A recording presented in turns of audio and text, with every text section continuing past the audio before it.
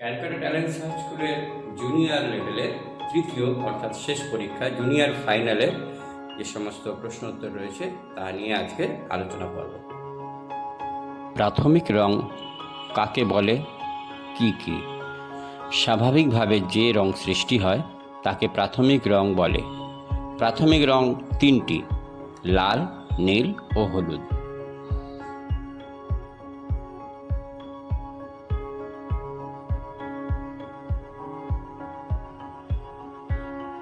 গৌণ রং কাকে বলে, এর উদাহরণ দাও। প্রাথমিক রং মিশিয়ে যে রং সৃষ্টি হয় তাকে গৌণ রং বলে, যেমন লাল নীল বেগুনি, লাল হলুদ কমলা, নীল হলুদ সবুজ ইত্যাদি।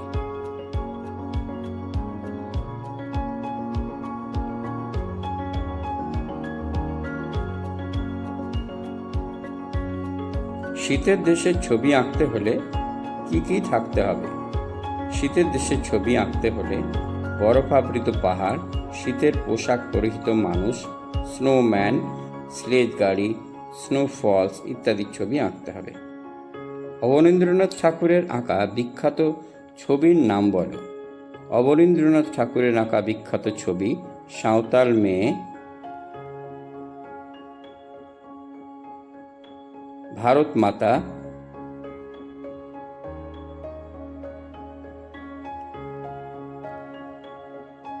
শাহজাহানের মৃত্যু ইত্যাদি বিখ্যাত।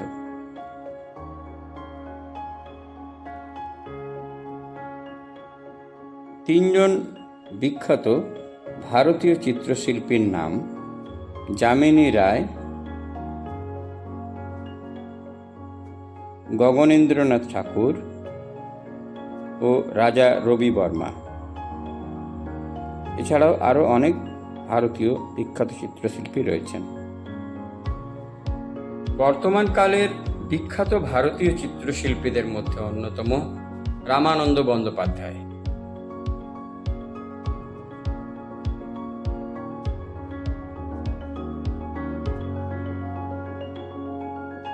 এছাড়াও বর্তমানকালের বিখ্যাত চিত্রশিল্পীদের মধ্যে অন্যতম যোগেন চৌধুরী রয়েছেন।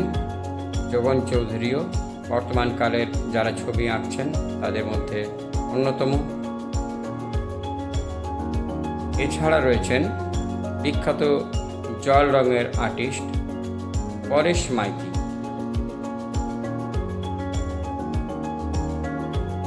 পরেশ মাইতির বিখ্যাত জল রং নৌকো এখানে তুলে ধরা হলো। এছাড়া বর্তমানে যারা কাজ করে চলেছেন তাদের মধ্যে অন্যতম সনাতন দিন্দা। সনাতন দিন্দার ইনস্টলেশন আর্ট খুবই বিখ্যাত। এছাড়াও ওনার প্রচুর পেন্টিং রয়েছে।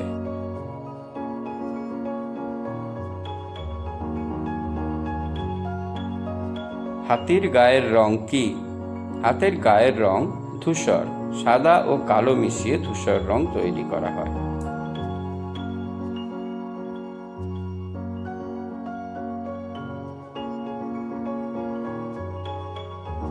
ভিডিওটি সম্পূর্ণ দেখার জন্য অনেক ধন্যবাদ জানাই।